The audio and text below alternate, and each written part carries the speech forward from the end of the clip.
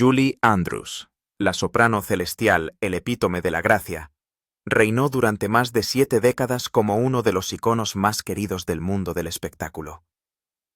Desde sus humildes comienzos como niña cantando en refugios antiaéreos durante la Segunda Guerra Mundial, hasta convertirse en la oscarizada estrella de Mary Poppins y Sonrisas y Lágrimas, Julie encandiló al mundo con una voz que parecía tocada por el cielo y una presencia que parecía eterna. Pero tras esa sonrisa radiante y ese tono inmaculado, se escondía un dolor silencioso, una pena privada tan profunda que casi destroza la esencia misma de lo que era. ¿Qué le pasó realmente a la mujer cuya voz una vez hizo creer al mundo en la magia? ¿Por qué mantuvo oculto su dolor más profundo durante tanto tiempo? Ahora, a punto de cumplir 90 años, parece que esa herida nunca cicatrizó del todo, solo se hizo más silenciosa. Antes de continuar, tómese un momento. ¿Qué significa Julie Andrews para usted? ¿Cuál de sus papeles resuena aún en su corazón? Mucho antes de ser un tesoro mundial, solo era Julia Elizabeth Wells, una niña envuelta en guerras, sombras y secretos demasiado pesados para cualquier alma joven. Nacida en 1935 en Walton-on-Thames, Julie pasó los primeros 14 años de su vida creyendo que Edward Charles Wells, el hombre amable y fiable que la crió, era su padre. Era un maestro de escuela que le dio estructura, amabilidad y, sobre todo, seguridad. Entonces llegó la noche que lo desenredó todo. En 1950, su madre Bárbara la sentó y le reveló lo impensable: Julie había nacido de una aventura. El hombre al que adoraba como padre no era en realidad quien le dio la vida. Esa revelación no solo la sacudió, la destrozó. Descubrir que toda tu identidad tiene sus raíces en la traición, darte cuenta de que el amor y la verdad sobre los que construiste tu infancia eran en parte una invención. Ese es el tipo de herida que no se cura con aplausos o premios. Perdura. En silencio. Profundamente para siempre. Y sin embargo, a pesar de este dolor invisible, Julie Andrews se levantó no sin haber sido tocada por el dolor, sino moldeada por él, refinada a través de él. La suya no es solo una historia de talento, sino de supervivencia, fortaleza y gracia para llevar el dolor en una canción. Pero esa no era la única oscuridad que Julie arrastraba. Después de que sus padres se separaran durante el caos de la Segunda Guerra Mundial, fue enviada a vivir con su madre y su nuevo padrastro, Ted Andrews, un artista de vodevil que alababa su voz de oro, pero que traía consigo una presencia más oscura y aterradora.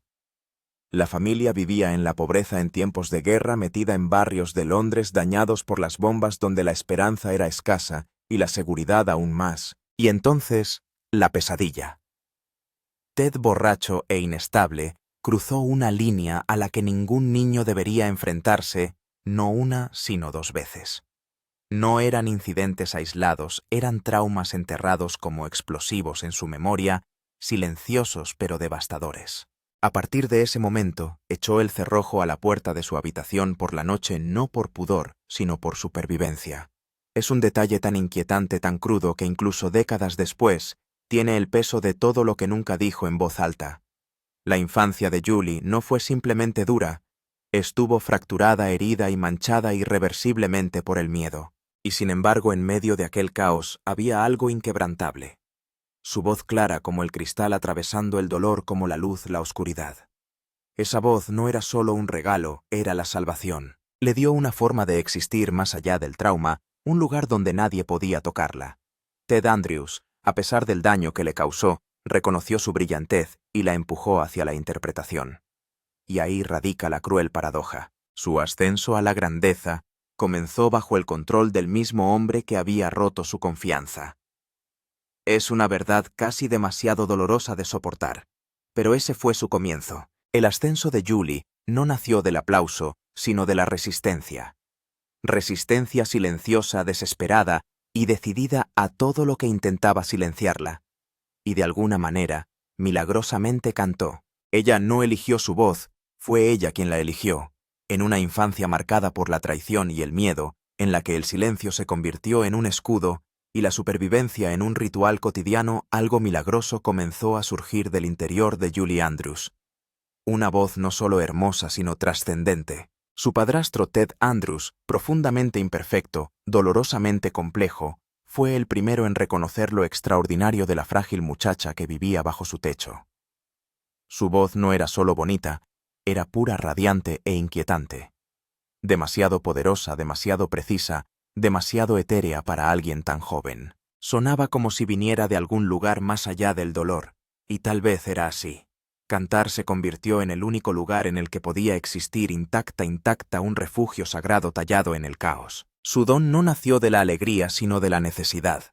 Decidida a dar forma a este talento poco común, Julie se matriculó en la Connie Ripman School, ahora Tring Park School for the Performing Arts, un refugio para jóvenes prodigios. Pero el verdadero punto de inflexión llegó cuando empezó a entrenar con Madame Lillian Stiles Allen, una venerada soprano con la disciplina de un sargento instructor y la ternura de un alma que comprendía la brillantez herida cuando la veía. Julie la llamaría más tarde su tercera madre, un título que conllevaba tanto reverencia como peso emocional. Bajo la guía exigente y maternal de Stiles Allen, la voz que una vez había sido un susurro de esperanza empezó a transformarse en una fuerza de la naturaleza. Su registro era asombroso, su tono increíblemente preciso, su timbre tan claro que podía cortar el silencio. Stiles Allen creía que Julie estaba destinada a Mozart y Rossini. Julie bromeaba con que su voz era tan aguda como para invocar a los perros, pero detrás del humor había un fuego implacable. Practicaba hasta que le dolía la garganta, viajaba sola en medio de un frío glacial a Leeds para recibir clases en salas iluminadas por gas donde el aire se congelaba al igual que sus manos. Pero nunca se detuvo. El mantra de su profesor resonaba en cada nota. El aficionado trabaja hasta que lo hace bien. El profesional trabaja hasta que no puede equivocarse. Julie vivía esa verdad. Su voz no estaba simplemente entrenada, estaba templada como el acero. Con solo 12 años hizo su debut profesional en el Hipódromo de Londres en Starlight Roof, abordando el aria de Titania Jesuis con tal dominio que dejó al público sin aliento. No era una niña imitando a los adultos, era una niña eclipsándolos. Y luego, con solo 13 años, se plantó sola en el gran escenario del Royal Command Variety Performance, en el London Palladium, cantando ante el rey Jorge VI y la reina Isabel. Fue la solista más joven en actuar allí. Pero más que un hito era un mensaje. Una chica forjada en el dolor había encontrado su poder. No eran los primeros pasos de una carrera. Eran cambios sísmicos, saltos gigantescos hacia un mundo que estaba destinada a rehacer a su imagen. Y sin embargo, tras la pulcritud y la perfección, aún había una sombra en su mirada, una disciplina que rozaba el desafío. Una calma nacida no de la confianza, sino de alguien que comprendía con qué facilidad podían arrebatarle las cosas. Siguió cantando en el escenario, en la radio, en pantomimas, no solo porque le gustaba, sino porque tenía que hacerlo. Cada nota era precisión, cada interpretación armadura. El mundo aplaudió al prodigio, pero detrás de cada ovación había una chica que una vez había cerrado la puerta de su habitación por miedo, ahora erguida cantando no por los aplausos, sino por la liberación. Con cada aliento recuperaba lo que la vida había intentado silenciar. Puede que la destrozaran en la infancia, pero Julie Andrews nunca dejó que esa ruptura la definiera, lo moldeó para convertirlo en algo eterno. Su camino hacia la grandeza no fue un ascenso elegante. Fue una brutal batalla, cuesta arriba pavimentada con rechazo, soledad y el silencioso desafío de una chica que se negaba a ser silenciada. Con solo 19 años dejó atrás la brumosa comodidad de Inglaterra para enfrentarse a lo desconocido de Estados Unidos. Era 1954, sin contactos, sin red de seguridad, solo una soprano tan clara como el cristal y un espíritu afilado por la supervivencia. Julie se subió a un escenario de Broadway con The Boyfriend y desarmó a todos los presentes. Los críticos alabaron la película, el público lloró. Y así nació una nueva estrella cuyo brillo era imposible de ignorar. Ganó el Theatre World Award, pero eso fue solo el principio. La cumbre llegó 2 años más tarde con My Fair Lady, un papel tan exigente que intimidaba a las estrellas más experimentadas. Sin embargo, Julie, que aún no había cumplido los 20, lo llevó con una gracia asombrosa. Como Eliza Doolittle, no solo actuaba, sino que se transformaba, evolucionando cada noche ante los ojos del público. La producción se representó más de 2.700 veces. Broadway no solo aplaudía, sino que se inclinaba. Pero justo cuando Hollywood le tendía la mano, el sueño se convertía en angustia. Cuando llegó el momento de la adaptación cinematográfica, Julie fue fríamente descartada en favor de Audrey Hepburn, una decisión tomada no por el talento, sino por el poder de la estrella. Fue una traición aplastante. Julie había volcado su alma en Eliza y ahora le arrebataban el papel.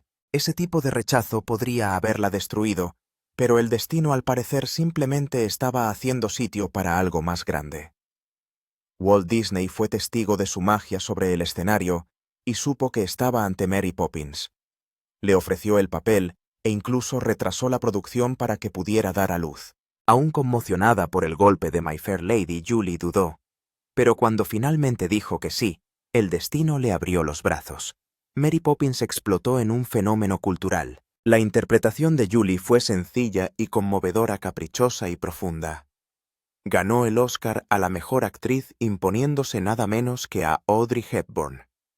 No fue venganza, fue justicia poética. Había conquistado Hollywood no jugando a sus juegos, sino honrando su verdad. Y no se detuvo ahí. Un año después, llegó Sonrisas y Lágrimas. Como María se convirtió en el corazón de una película que trascendería generaciones. Su imagen con los brazos abiertos en lo alto de una montaña austriaca quedó grabada a fuego en la historia del cine. Pero la belleza en la pantalla enmascaraba la brutalidad detrás de ella. Cada toma la dejaba magullada, golpeada por las corrientes descendentes de los helicópteros, empapada en sudor. Pero Julie nunca se quejó. Sabía que el arte, el verdadero arte, lo exigía todo. La película llegaría a recaudar más de $286 millones y 5 Oscar. Pero más que cifras, dio al mundo un nuevo símbolo, no solo de alegría, sino de perseverancia en estado puro. Julie no perseguía la fama. Se estaba construyendo una vida. Cada dólar que ganaba lo ahorraba, lo invertía no en estatus, sino en seguridad. Compró una tranquila casa en Londres, luego un modesto refugio en California. No hacía ostentación de su riqueza. Se integró discretamente en el futuro que estaba construyendo con su segundo marido, el director Blake Edwards. Juntos capearon tormentas, altibajos profesionales y privados. Pero Julie se mantuvo firme, porque bajo el resplandor de los focos aún vivía aquella niña que una vez convirtió una puerta cerrada en su único santuario. Ese recuerdo nunca se desvaneció. Le servía de combustible. Con cada papel, con cada canción, no solo creaba magia, sino que se reivindicaba a sí misma.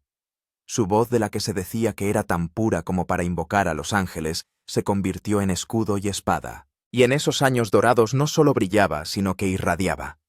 No porque le dieran el estrellato, sino porque lo forjó a partir del dolor y lo elevó con canciones.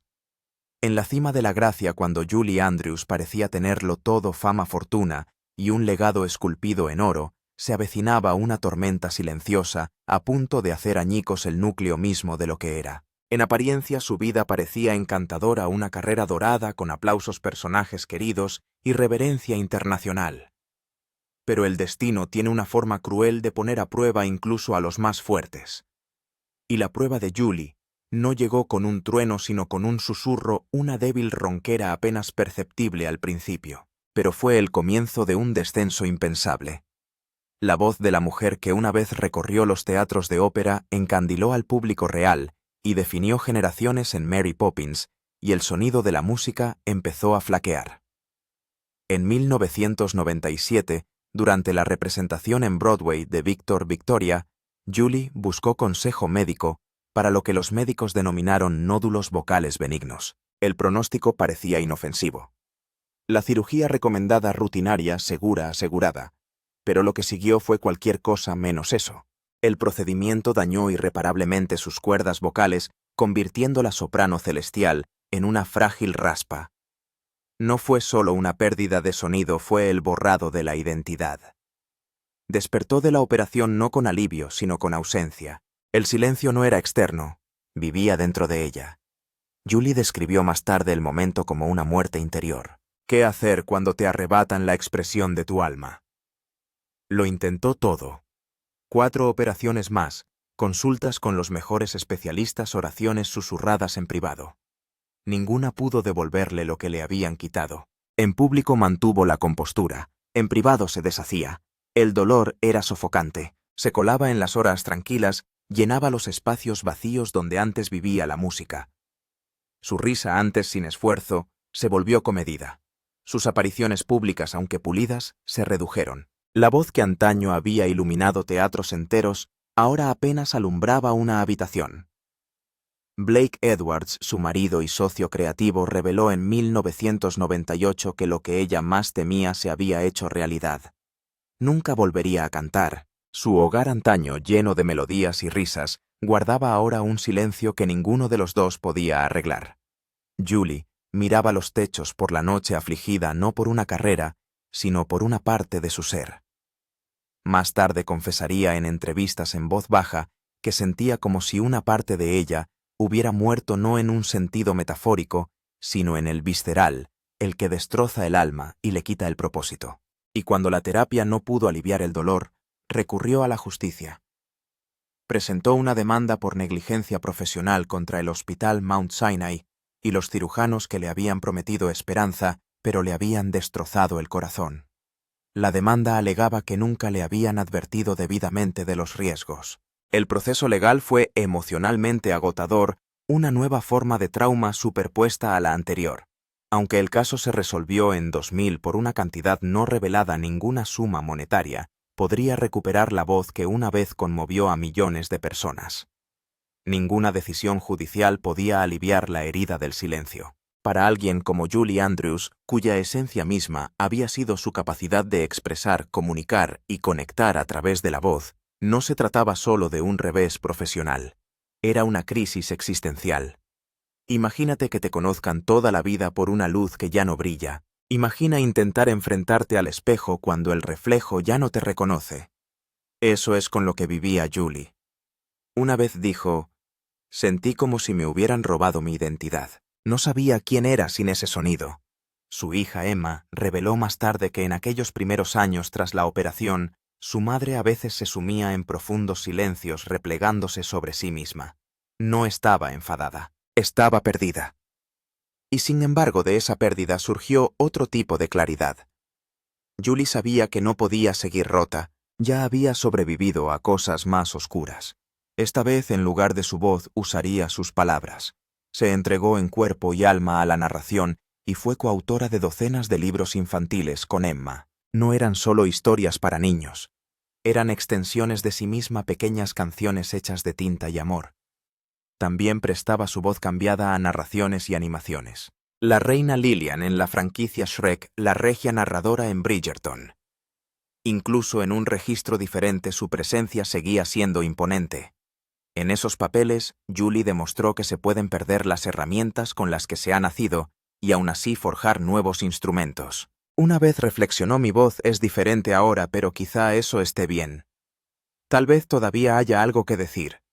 Lo más hermoso es que convirtió su tragedia personal en una misión. Se convirtió en una firme defensora de la salud vocal, financiando la investigación sobre la restauración de las cuerdas vocales y apoyando las innovaciones en tratamientos no invasivos. Quería asegurarse de que nadie más tuviera que pasar por lo mismo que ella, despertarse un día y sentirse desolada por el silencio. Incluso devastada, Julie se negó a desaparecer. Su dolor nunca desapareció, pero lo transformó en libros, en causas, en sabiduría. En lugar de canciones, ofrecía fuerza. En lugar de melodías, daba sentido. El mundo la había amado antes por su voz, pero llegó a venerarla por su resistencia. Puede que Julie Andrews perdiera su voz, pero en ese silencio encontró algo igual de poderoso, un espíritu inquebrantable.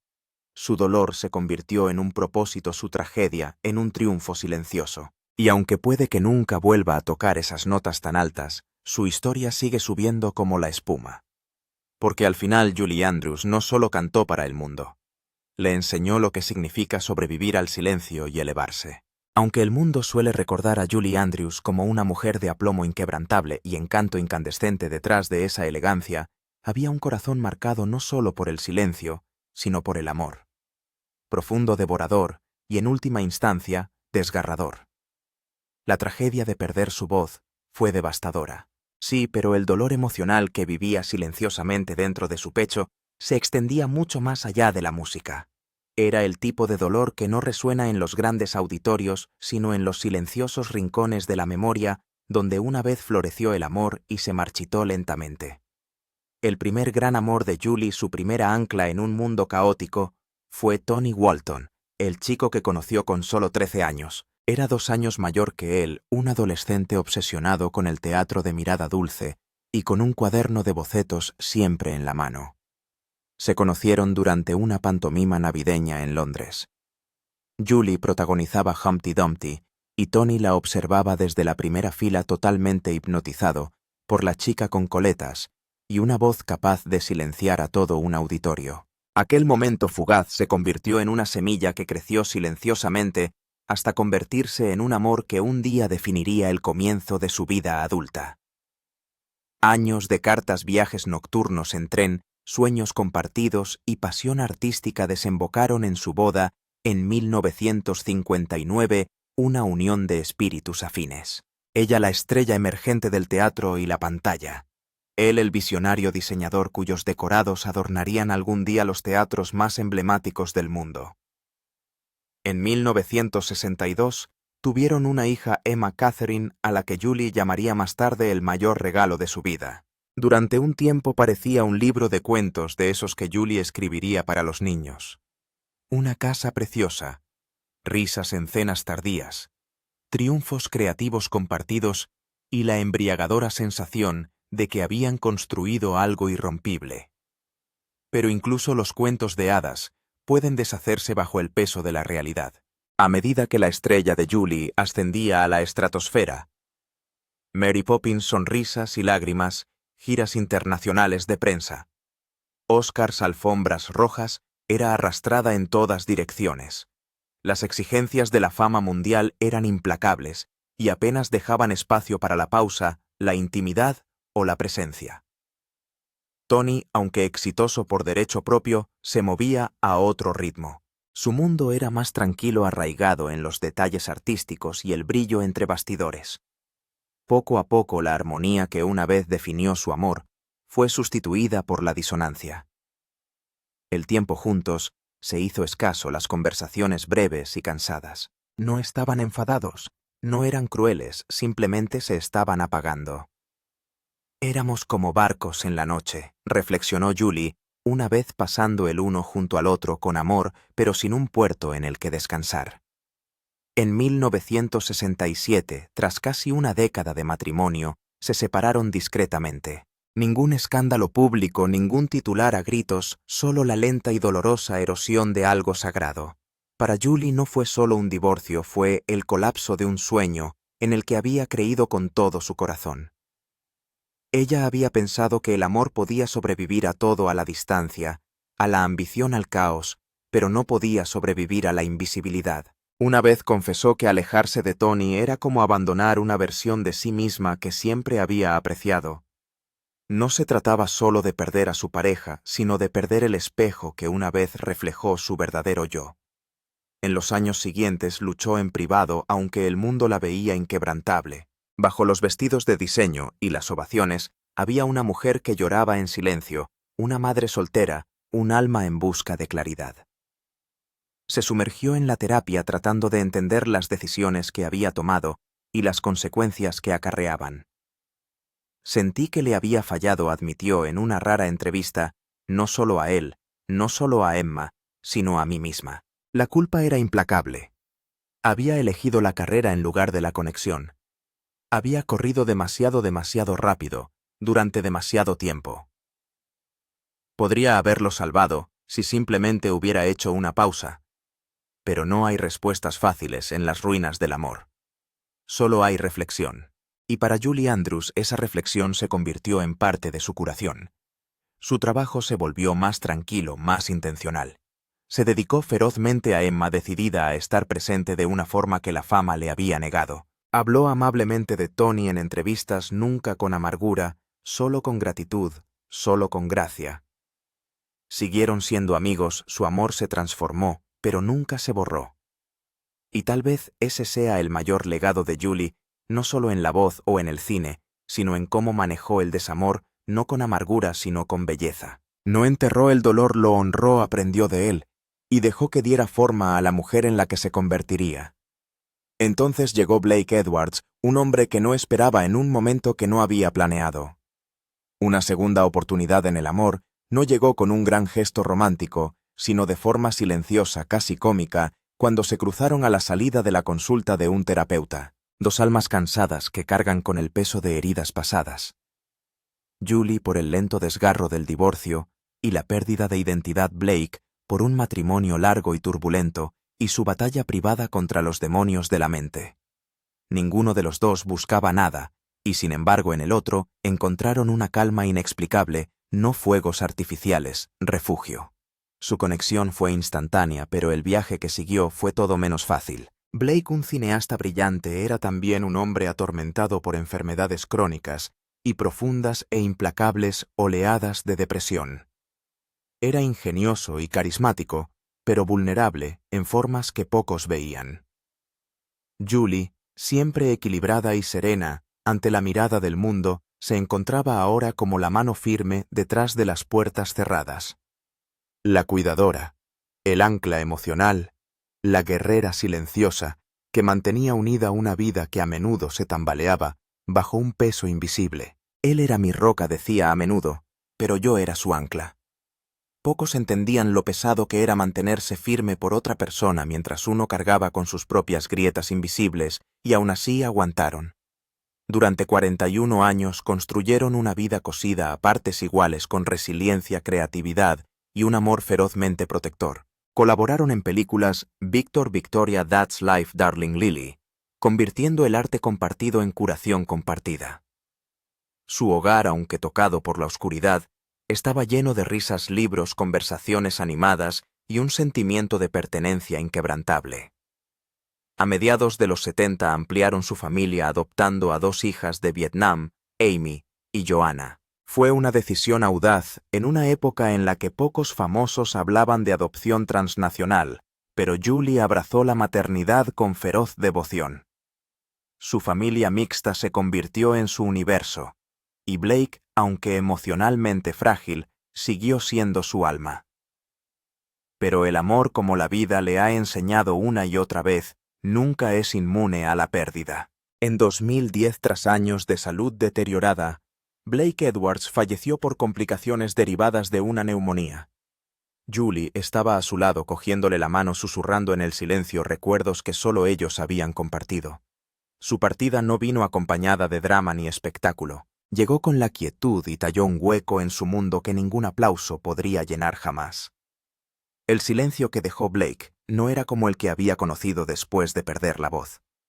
Este silencio era más profundo, más solitario. Era la ausencia de conversaciones matutinas, el sonido de su risa en un chiste compartido, la fuerza silenciosa de ser conocido sin palabras. Me sentí sin ataduras, confesó años después, como un árbol arrancado de sus raíces. A partir de ese momento, algo sutil cambió. Julie siguió mostrándose al mundo con gracia, con encanto, con sabiduría. Pero los más cercanos a ella lo vieron. Sus sonrisas eran más suaves, sus risas menos frecuentes. El brillo de sus ojos, antaño juguetones y traviesos, contenía ahora un dolor lejano, una dulzura nacida de un dolor largamente guardado. En las entrevistas rara vez mencionaba la palabra soledad, pero se podía oír en las pausas, en el aliento, que tomaba antes de cambiar de tema. Un periodista recordaba haberla visto mirar por la ventana durante una entrevista perdida durante un segundo antes de que dijera en voz baja: «Nunca te abandona aunque lo haga la persona. Se convierte en parte de tus huesos». Eso es lo que pasa con el dolor. No siempre grita. A veces, susurra a través de tu postura, tus ojos, tus silencios. Y Julie, siempre una consumada intérprete, dejó que su dolor viviera a su lado, no oculto sino entretejido en el tapiz de lo que había llegado a ser. En el crepúsculo de sus años, ella no hablaba de romance, de cuento de hadas. Hablaba del amor verdadero, complicado, doloroso, duradero, el que te transforma, el que permanece incluso después de haberse ido. A través de Blake, Julie Andrews aprendió que el amor no siempre consiste en grandes gestos o finales perfectos. A veces se trata de permanecer a través de la enfermedad, a través de la tranquila desesperación, a través del lento desvanecimiento de la risa. Y cuando termina se trata de recordar con gratitud, y no con amargura. Sus historias de amor no eran ilusiones cinematográficas. Eran verdades humanas crudas, imperfectas, pero ferozmente bellas. Y así, en el silencio que siguió a su fallecimiento, permaneció digna, fuerte y silenciosamente alterada. Ya no era la ingenua de ojos abiertos, ni la soprano radiante, sino una mujer que había amado profundamente y perdido profundamente. Una mujer que seguía en pie arraigada en la memoria, con un corazón que continuaba transportando cada nota, cada susurro, cada caricia. En la silenciosa serenidad de sus últimos años, después de que las ovaciones se hayan desvanecido y el telón haya caído hace tiempo, Julie Andrews no se ha retirado del mundo, sino que ha redefinido tranquilamente con extraordinaria dignidad su lugar en él. Ahora que se acerca con elegancia a los 90 años, no lo hace con la vanidad del estrellato, sino con la serena fuerza de una mujer que ha capeado el temporal y ha optado una y otra vez por permanecer bajo el sol. Para millones de personas, sigue siendo la voz de Mary Poppins el espíritu de Maria von Trapp, pero para quienes la conocen más íntimamente, su familia, sus colaboradores más cercanos, los niños que se acurrucan con sus libros, es algo mucho más profundo. Una superviviente, una sabia y una gentil fuerza de la naturaleza que nunca ha dejado de crear, guiar y dar. Con un patrimonio neto estimado en $30 millones en 2025, el estilo de vida de Julie está impregnado de gusto refinado y profundo aprecio, nunca de excesos. Sus casas nunca han sido trofeos, sino santuarios. Entre ellas, West Lodge en Wimbledon sigue siendo uno de los símbolos más exquisitos de su temprano éxito. Una gran finca victoriana una vez fragmentada en pisos que Julie había restaurado en una sola residencia majestuosa en la década de 1960. Susurraba elegancia, ventanas arqueadas, suelos de roble originales, una escalera de caracol que parecía sacada de un musical. Durante un breve tiempo, fue su fortaleza. Otro capítulo atesorado residía en Chester Square, donde Julie y Blake Edwards organizaban veladas que brillaban por su discreto glamour. Peter Sellers, Audrey Hepburn, Omar Sharif. Sin embargo, la verdadera magia nunca fue la lista de invitados, sino el amor y el ingenio intercambiados a la luz de las velas. Su antigua colección de coches era igual de ecléctica y poética. El Bentley. Dos de los años 60, elegante, aplomado, absolutamente atemporal, era un espejo de la Julie que el mundo adoraba. El Lexus UX, que prefirió más adelante práctico pero refinado, contaba una historia de evolución, de arraigo sin concesiones. Lo más sentimental de todo era un Pierce Arrow modelo 80 de los años 20. Más que un coche, era el recuerdo de una época que ella ayudó a inmortalizar. Un guiño a una época dorada que palpita a través de su legado. Pero el verdadero legado de Julie ahora más que nunca reside en cómo elige vivir. Lejos de las luces de Hollywood, es directora artística del Bay Street Theater de Nueva York, donde presta su visión y su voz a la nueva generación de intérpretes y narradores. Su colaboración con su hija, Emma Walton Hamilton, se ha convertido en un prolífico segundo acto. Más de 30 libros infantiles, muchos premiados, algunos profundamente personales. Su vínculo no es solo el de madre e hija, sino el de coautoras, cosoñadoras, creadoras de historias que reflejan los mismos valores que Julie siempre ha encarnado. Empatía, imaginación, gracia. Incluso su voz, aunque más suave, envejecida por el tiempo y el dolor, ha encontrado una nueva resonancia. La reina Lillian en Shrek, la narradora de Bridgerton, incluso la voz de Marlena en Despicable Me.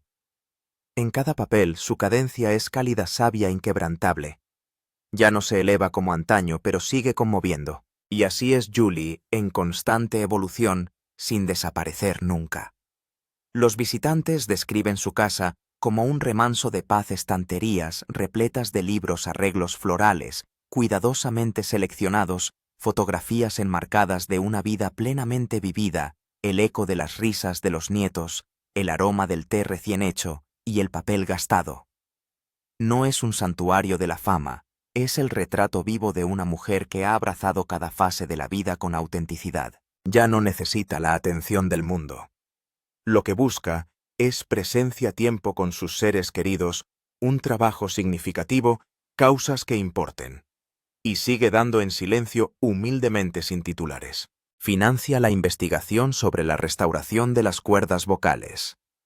Defiende la alfabetización, la educación artística y el liderazgo femenino. No aparece en las alfombras rojas, sino en las aulas, en los teatros comunitarios, en las páginas de los libros regalados a niños que quizá nunca sepan que una vez cantó para millones de personas. Y cuando le preguntaron cómo espera que la recuerden, Julie respondió con la amabilidad de quien ya no tiene nada que demostrar.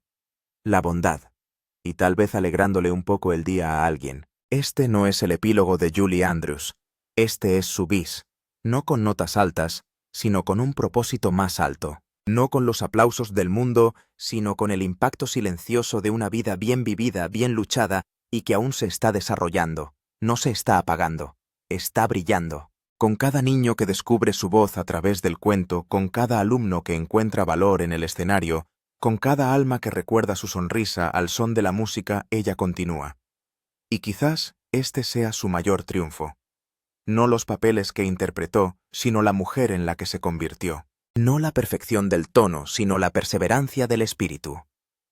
Julie Andrews es hoy no solo una leyenda, sino un testimonio vivo de la gracia, después de la gloria de la resistencia, después de la ruina y del tipo de amor que resuena mucho después de que caiga el telón. Si alguna vez Julie Andrews te ha llegado al corazón, háznoslo saber en los comentarios. Si cree que su historia merece ser difundida, considere la posibilidad de darle me gusta a este vídeo, no solo por nosotros,